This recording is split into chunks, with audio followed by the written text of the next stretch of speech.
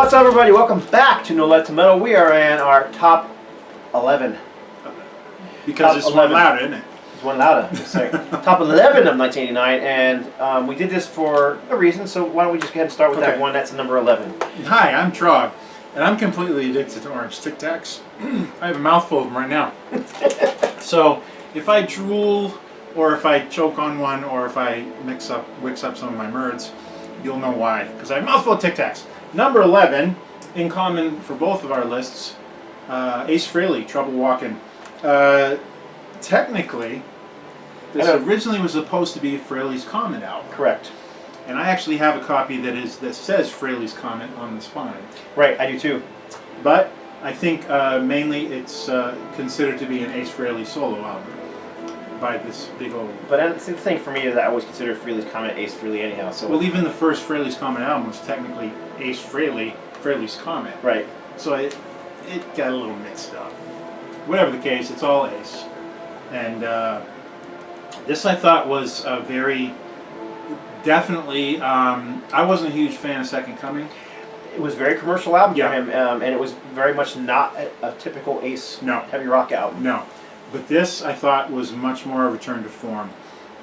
Kick-ass cover of Do Ya, originally by ELO. Very cool Love cover. The way he did it.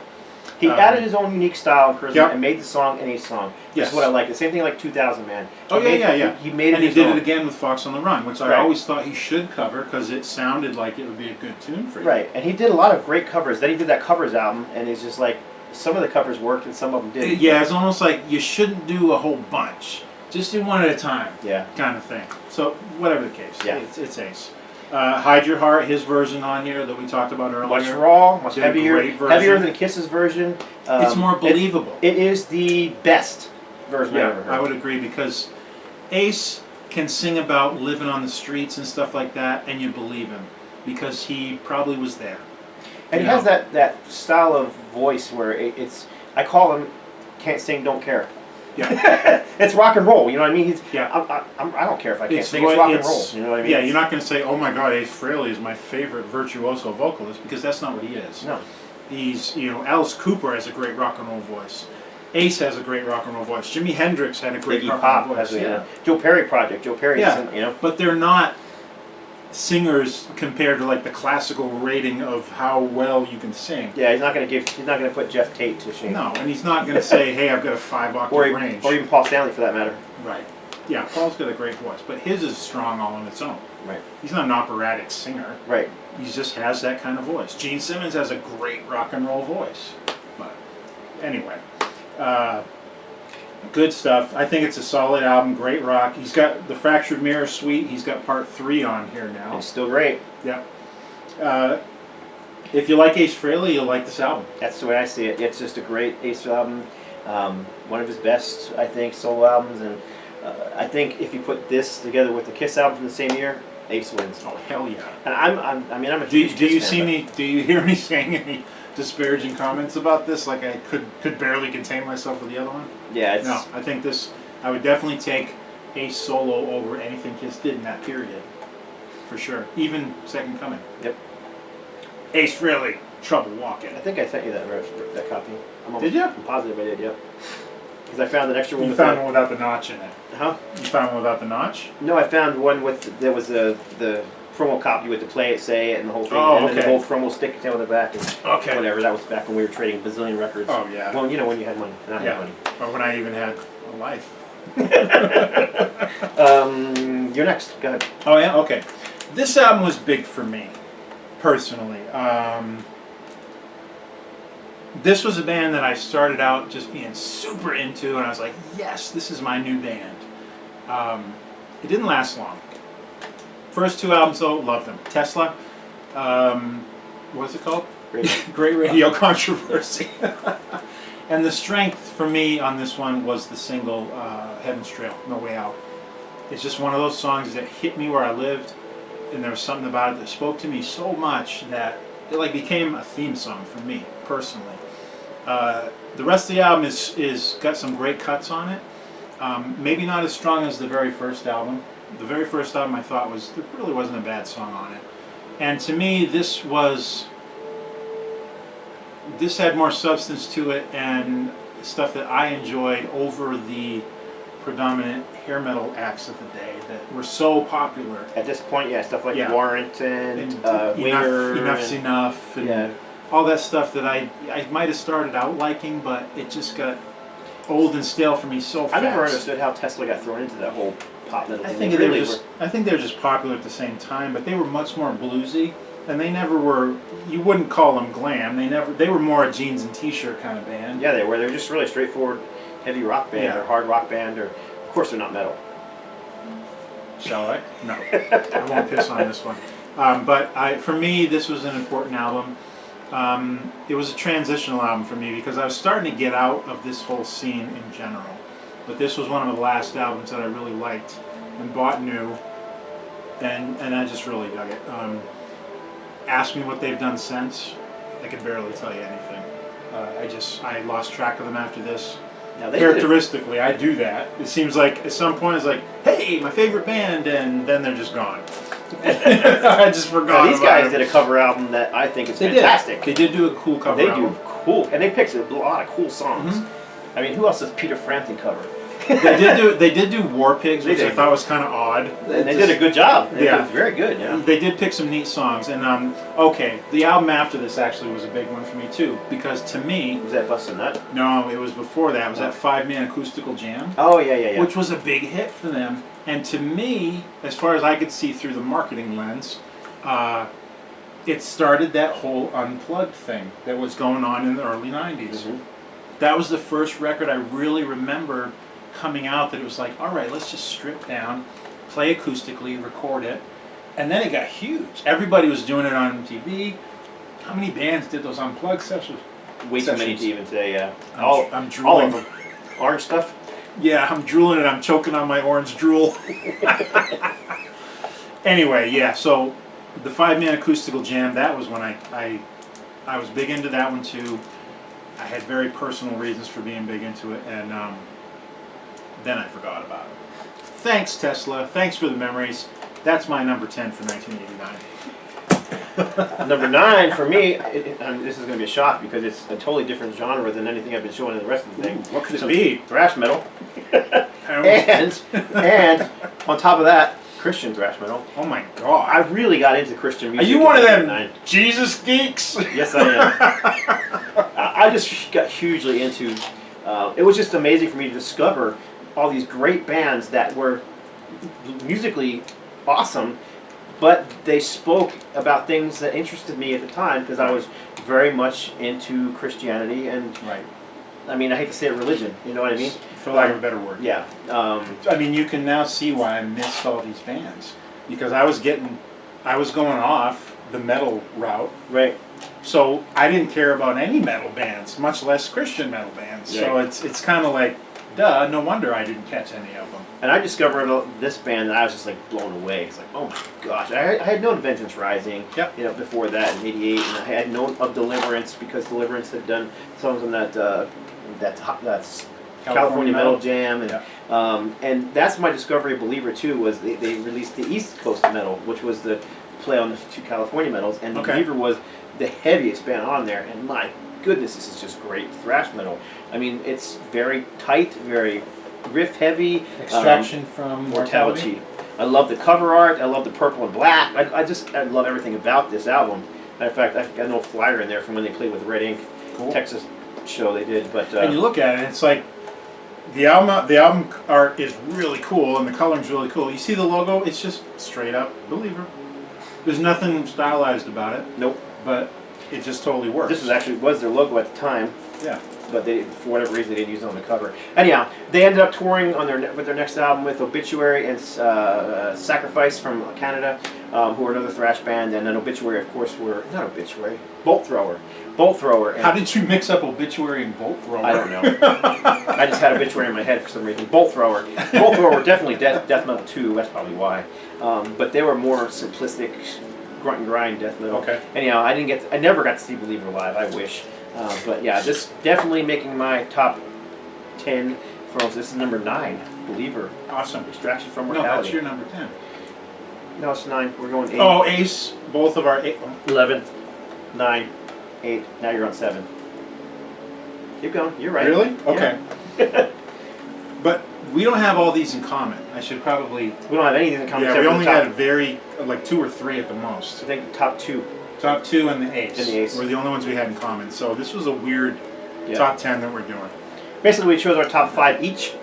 Yeah, for the most part. And Outside of the top 2 that we came together, and then the rest of them are a combination of. Yeah, we had to get creative because we just didn't have them in common anymore, and it's weird. But whatever the case, blah blah blah. Faith No More, The Real Thing. Not Faith No More's first, but to me this was probably their most important one. It spoke to me because, again, I'm looking for stuff that's outside the typical stuff that I was being spoon-fed by radio and MTV, Headbangers Ball, whatever. This had enough of a quirk to it that I just got really, really interested in it. I was like, all right, someone is doing something that's a little bit different, and I like what I'm hearing. The song Epic, it was a huge single off of this, and I remember seeing the video one day and just going, thank you, this is something I can latch on to. This is something I feel like is bringing me to the next level, the next place I want to be musically. So great album all the way through. Fantastic cover of War Pigs on here. You can tell Jim Martin, the guitar player, was a total Iommi disciple because he hits every little nuance and fill in that song that's on the original. You know, he doesn't skip anything. You can tell he studied that guitar part all the way through. I was in college during this period. My college roommate, hi John, he watches our videos actually. Hey John. Very cool cat. He actually buys anything my lyric puts out. It's just it's so cool to have friends who support you like that. Absolutely. Over the years. But anyhow, he had this one, so he played it a lot on vinyl. So back you in are the day. familiar with it. So I'm very familiar with well, it. Okay. But again, I was total thrash head at the time, so Yeah. this one didn't quite. I mean, this wasn't. It definitely had a lot of metal going on. Yep. It had a splash of rap, Definitely. which wasn't really my thing, but it added something to the music. Nobody That else- it wasn't obvious. There wasn't a whole lot of other people doing that. at Not the time. really, no. But it also had a lot of keyboards, and not just your ding ding ding keyboards. It had some really kind of cool keyboard lines, and it supported the music. Other favorite cuts on here: the opener from Out of Nowhere, "Falling to Pieces" is a great tune. "Surprise You're Dead" is a great. It's pretty straightforward for them. I think it was an important album. I don't really think there was really nothing else like it at the time, and hasn't been since. They've definitely done other albums, but none of the other ones grabbed me the way that this one did. Yeah. Faith No More, Epic, The Real Thing. I mean, good stuff. Next up, surprisingly, more thrash. I told you, it was a thrash year for me, man. Vengeance Rising. Vengeance Rising, and I was already a fan. I loved Human Sacrifice. I mean, I was driving in a truck. I was working for a interior design company delivering furniture and rugs and all this kind of crap.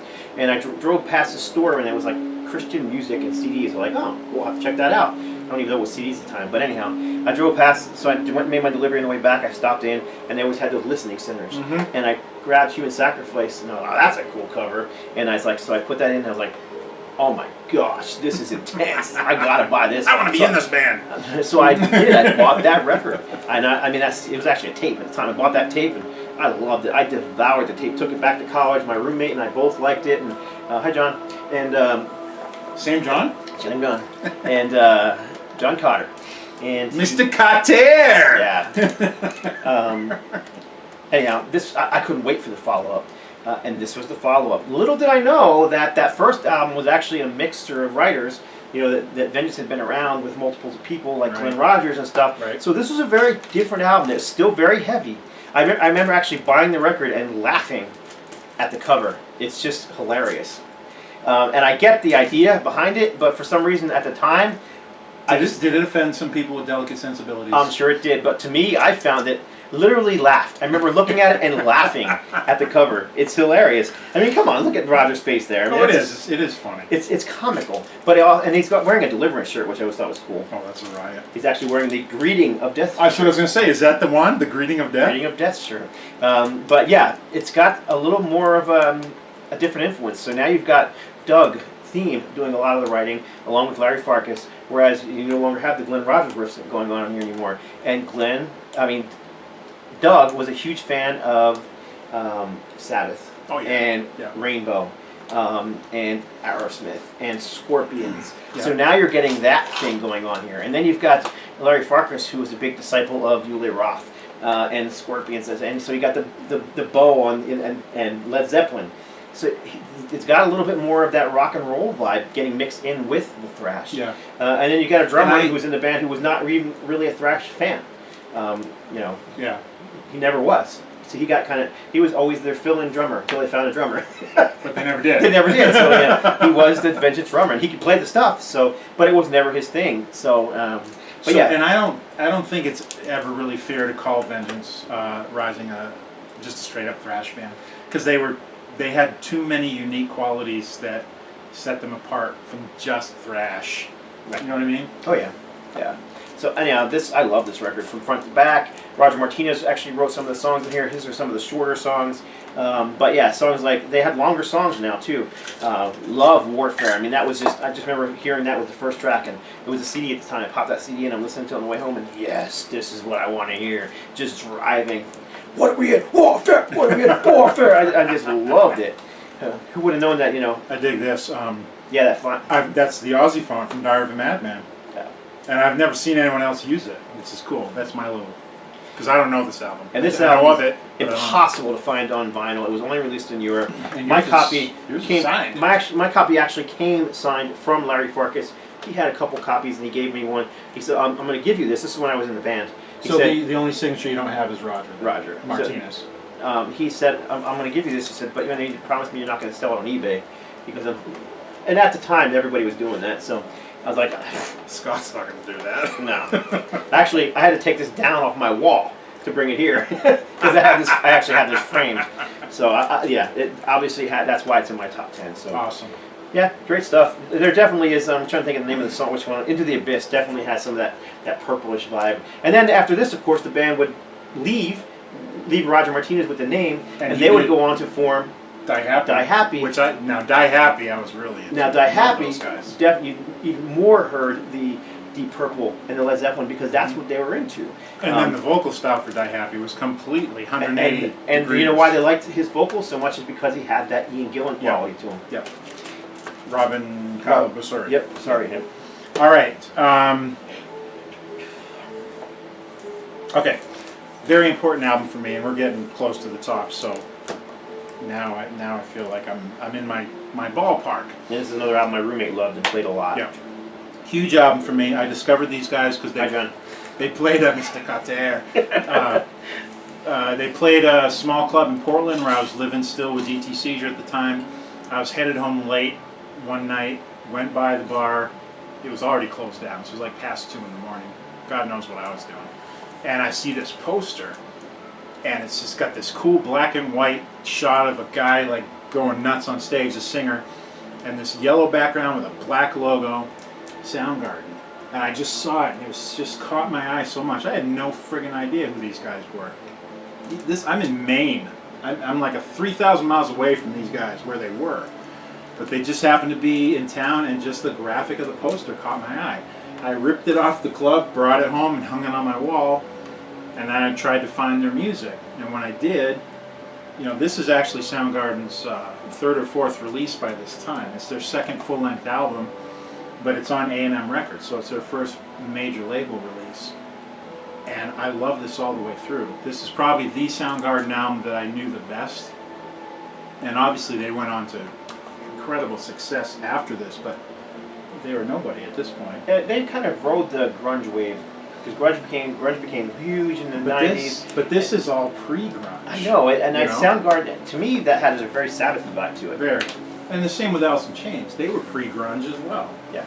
But those two got bigger really than any of the other, well. I think they got bigger because they fit in with the grunge thing. They fit in with it, but they also didn't. Right. And they Like, fit in, but they fitted well enough that they could ride that. Right. Yeah. And they did. Like, you can't really just call Alice in Chains or Soundgarden straight up grunge. No, it doesn't work. I mean, they don't sound anything like Nirvana. No. Nirvana, yeah, you can put them in that category. Maybe their earlier stuff, you can probably slide it into some metal a little bit, but nothing after that first album. But these guys, there's enough of a retro sound going on with like Kim Thayil's kind of Sabbath-inspired riffs and friggin' Chris Cornell's kind of soaring vocals. Um, And he wasn't really doing that whole Jarl thing yet either. no, he developed, he kind of had two sides as he went, but here he's just doing that with really high tenor screams, and that's just his voice. It wasn't something that wasn't a put on. But this whole album, I loved it. I devoured it. This, along with one that's coming up in a minute, probably kept me in this area of music where I had just kind of lost faith in everybody. I was just so sick of everything that was coming out.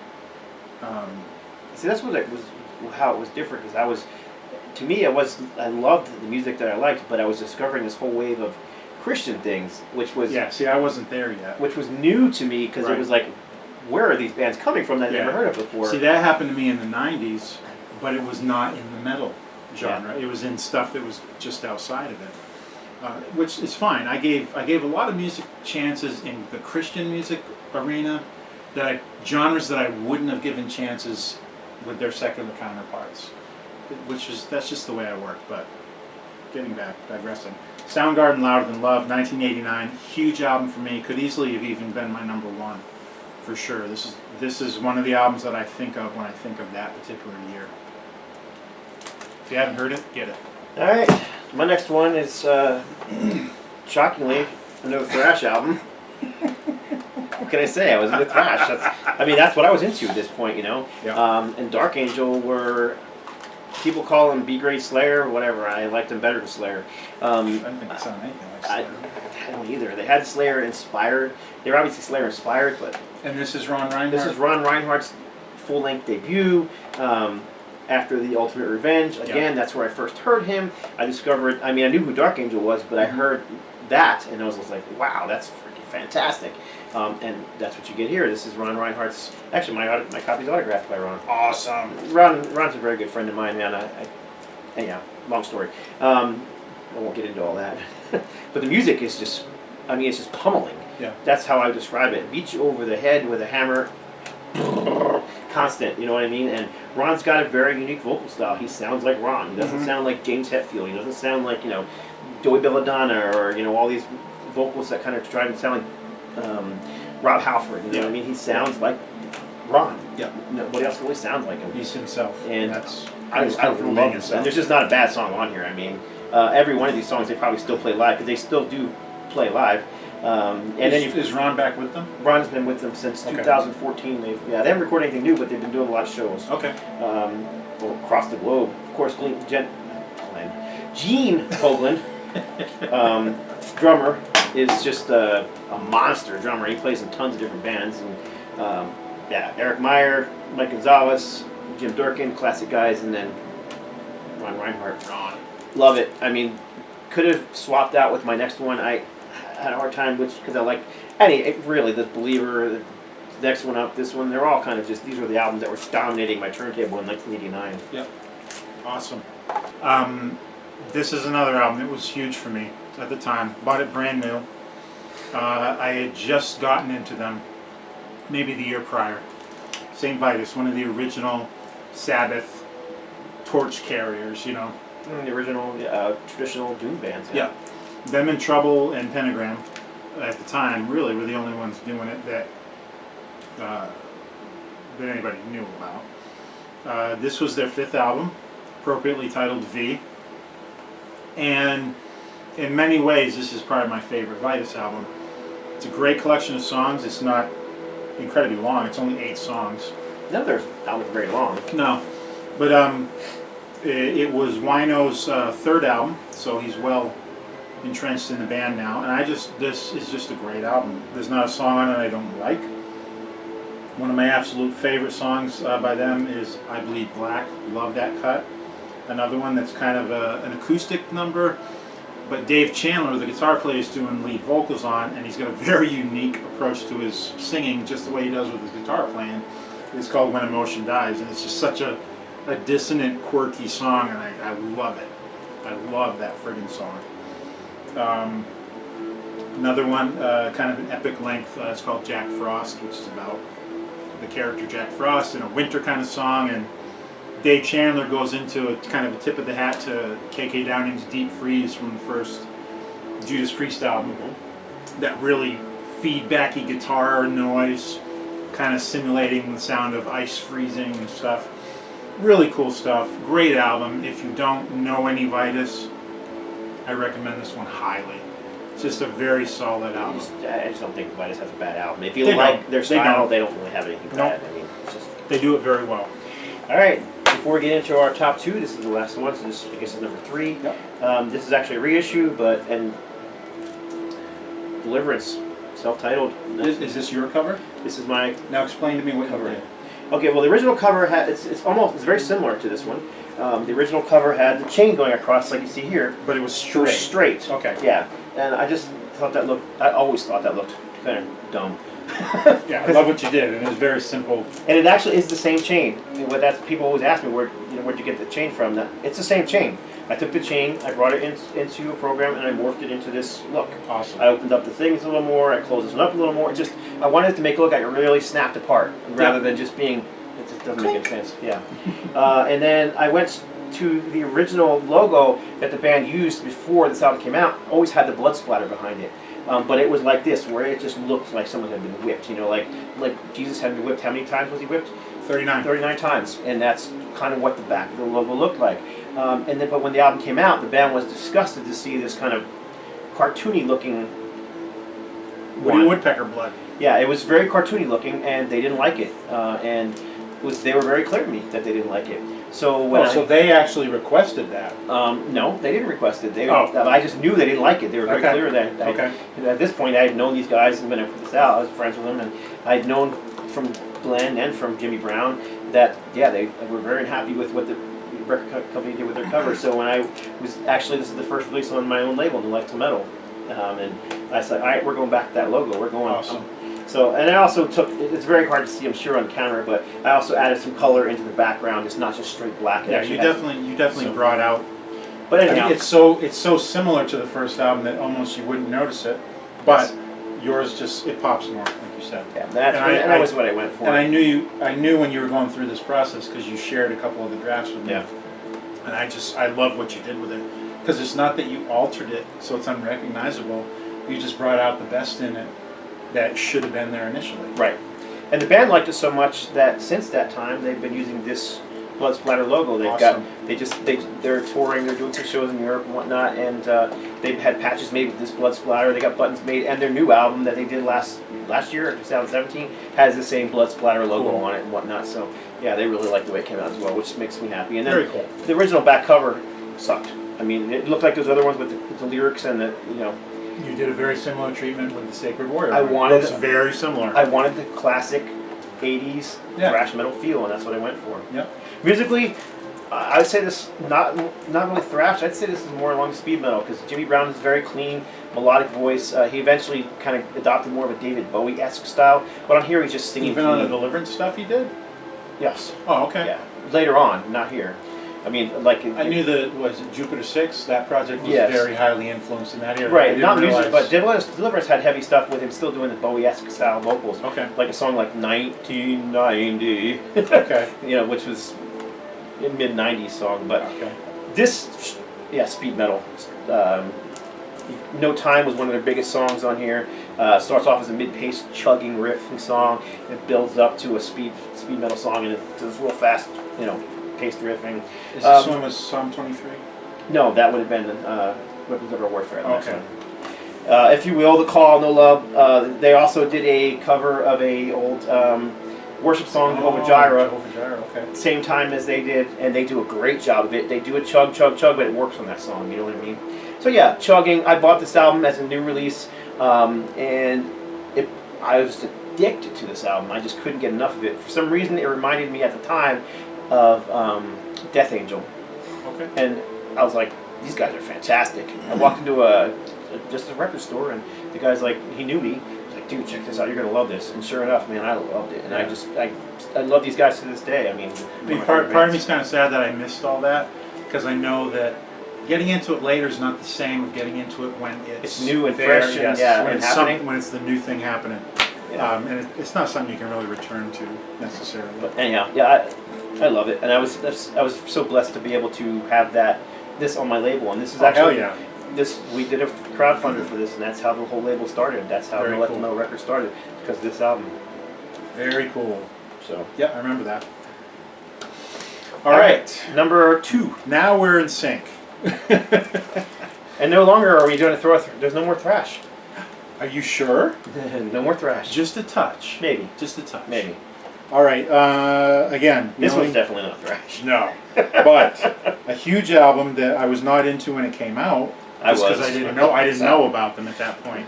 But just maybe a year or two later, they were absolute favorites and were for several years. King's X, their second release, Gretchen Goes to Nebraska. And I gotta say, last video in 1988, we neglected to include Out of the Silent Planet, which Totally by mistake. Yeah, we just missed it, and it absolutely would have been in my top 10. Mine too. I For love sure. it. But I actually like this album better. I think this is their... I agree. I like this better. It's got a bit more dynamic feel to it. It's just Summerland. Oh god, I love Summerland. That's such a great song. Out of the Silent Planet. Over My Head. But my absolute favorite cut on here is The Difference. This is such I a great love album. that song. The Burning Down. This whole album is just... Burning Down It's is just my... one of those albums I put on and I Yep. don't want to stop. Burning Down is probably my favorite cut on here. It's the closing cut.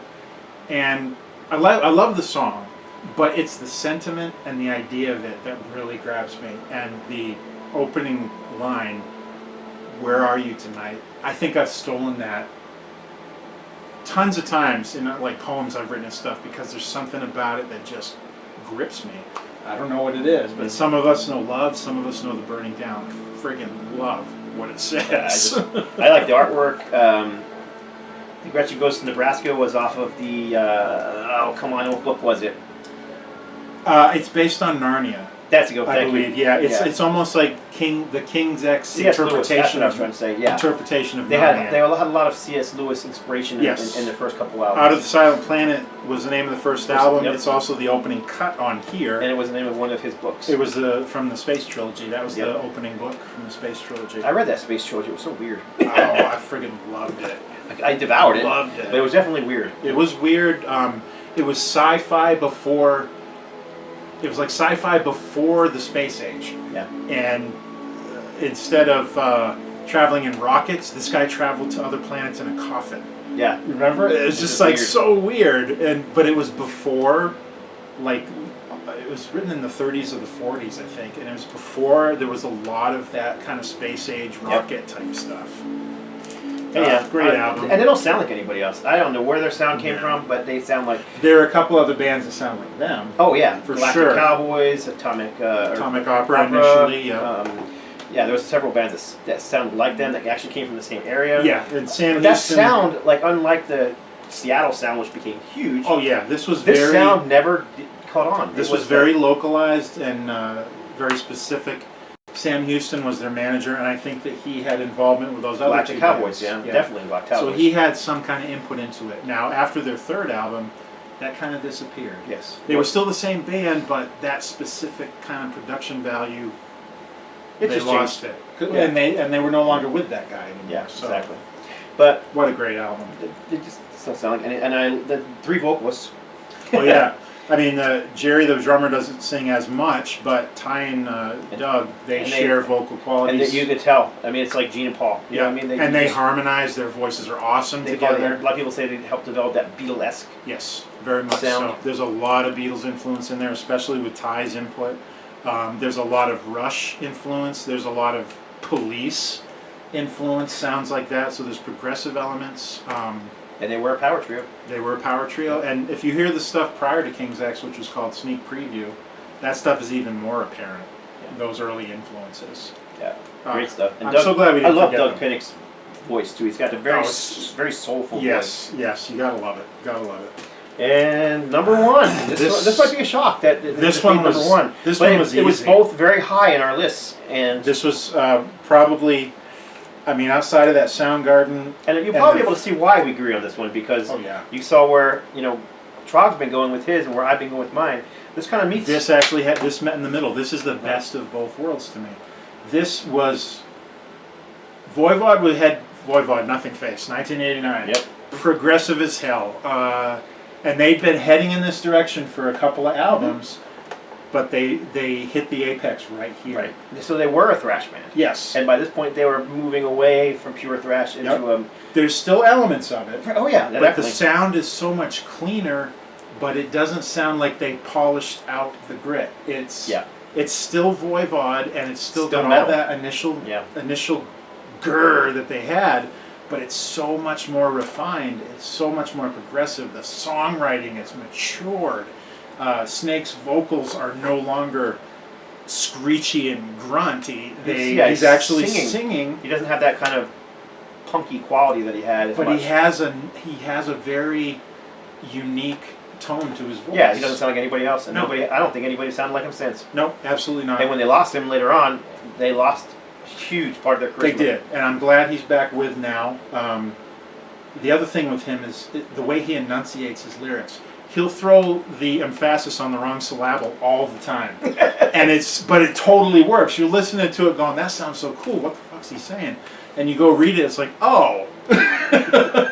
It's just he makes it work, and I don't know anybody else who does that really.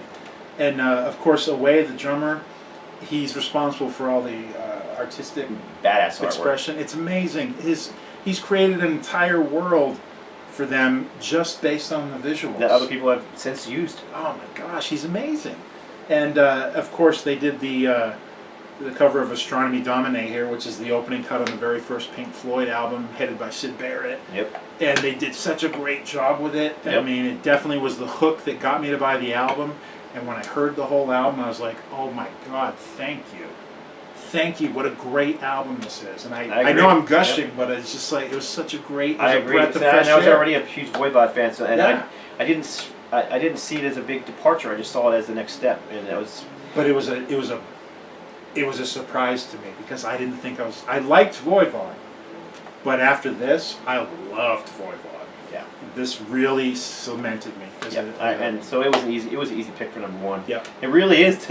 And after I'm not seeing it until now, where we were going musically, it really is the coming together. Yeah, it totally of the two. is. You're absolutely right because it had enough of the left to center to satisfy me. It still had enough of the original thrash and metal. Yeah. Yeah, it's really the perfect album for that. And it's kind of fitting, considering the fact that we have diverged at this point really far. Yep. But this one still brought us back to square one. No doubt. Yeah. So there you go. Stuff. That's it. We're through it. I love being excited about it now. It's so compared to all the ones I didn't know. Yeah. It's like metal, thrash, woo, VOIVOD. Yeah, we did leave out a lot. I know we're going to hear things. Why didn't you show Creator? Why didn't you show? We had to. Whoa, we didn't show Creator. I didn't show Creator. I'm shocked. I love those guys. I do. I really thought it was on our list, but we had to cut it down to something. We had so many, and I was just like, you know what? And this time, he had so many. My list, I put the list together based on names I recognized, but I knew that like 2/3 of the albums that were in there, I'd never even heard. Yeah. So. Yeah, so I had to. It would have been a top 50 thrash albums if it was just me and I'd left out the easily. End. So I had to. I cut out, and I mean, frankly that particular year, Accuser, Vengeance, Deliverance, Believer, Dark Angel. I listened to those a heck of a lot more. It was. Even Sodom than I listened to that particular year to Creator. Yeah. So that's why they fell off the list. And I mean, thrash was it was hot on the map at that point. That's what it was. Yep. It was huge. It went right into the 90s. People think metal died in the 80s, but not really. No, it was still around. It just wasn't as prominent. You didn't see it. And I think we're going to have to decide now that we're right here at the edge of the 90s. From 88 to 89, I noticed, I was like, damn, this one was a lot harder. And I don't want to start looking like a phony here, because I don't want to talk about stuff I don't know anything about. So we're going to have to really think long and hard. I think we should attempt 90, but I really don't know what it's going to look like. We're going to do 1975 next, and we might actually do the KISS discussion thing next too. So we know we can get through those. And if we keep going backwards, 70s, even to the late 60s, I've got lots to say. Yeah, same here. I just don't know how much. And that's where we agree more. I mean, we were both into the same stuff at that point. So. Yeah. All right, well, that's it. Appreciate y'all watching. Trog. Lots of fun. For myself, God bless. Stay strong.